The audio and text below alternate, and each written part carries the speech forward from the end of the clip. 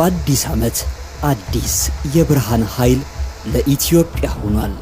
ዜጎቿን ከጨለማ ለማውጣት እየተጋች ያለችው ኢትዮጵያ ለብርሃን የውሃ ጎተራዋ ለአራተኛ ጊዜ ሞልቷል። ይህ ሙሌት በግድቡ ዲዛይን መሰረት በመካከለኛው ክፍሉ ለመጨረሻ ጊዜ ከላይ የሚፈስ ውሃ ነው። አሁን በታላቁ የኢትዮጵያ ህዳሴ ግድብ ውሃ ስለ ብርሃን ተንጣሏል። ውሃ ብርሃን እየሆነ በተለመደ ፍሰቱም ቀጥሏል።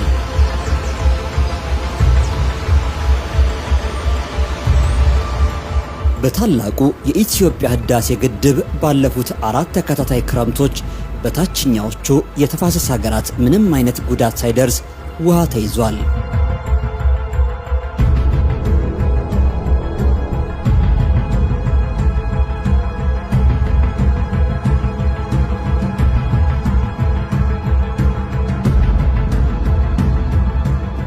የተያዘው ውሃም ከግድቡ መካከለኛ ክፍል ወደ ኋላ ሲለካ የአባይ ወንዝን ተከትሎ በ168 ኪሎ ሜትር ላይ ሐይቅ ፈጥሯል።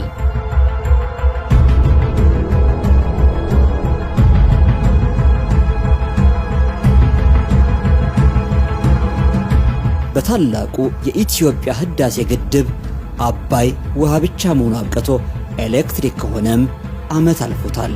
ከግድቡ 2 ዩኒቶች ወደ ሥራ ገብተዋልና አባይ ፍሬው በተግባር ታይቷል።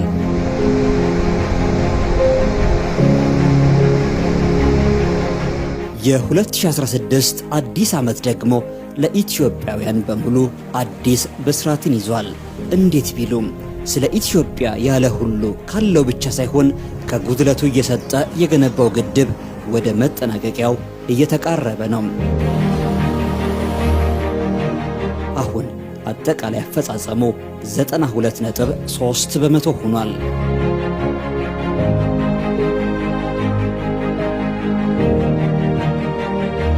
የግድቡን ከፍታ ወደሚፈለገው ደረጃ ማድረስ፣ በተከታታይ 4 ክረምቶች ውሃ መያዝ፣ ኃይል ማመንጨትን ከህልም ወደ እውን ማምጣት፣ በአጠቃላይ መጠናቀቂያው የራቀውን ፕሮጀክት ወደ ፍጻሜው የማቅረብ ሥራ በታላቁ የኢትዮጵያ ህዳሴ ግድብ እንዲሁ በቀላል ይሆን አይደለም።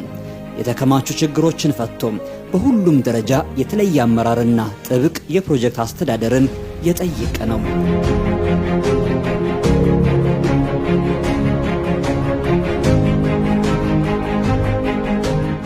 ሚያዝያ 2010 ዓመተ ምህረት ይህ ጊዜ በታላቁ የኢትዮጵያ ህዳሴ ግድብ ግንባታ የመካከለኛ ዘመን ታሪክ ዋነኛው የታሪክ እጥፋት የሚጀምርበት ነው።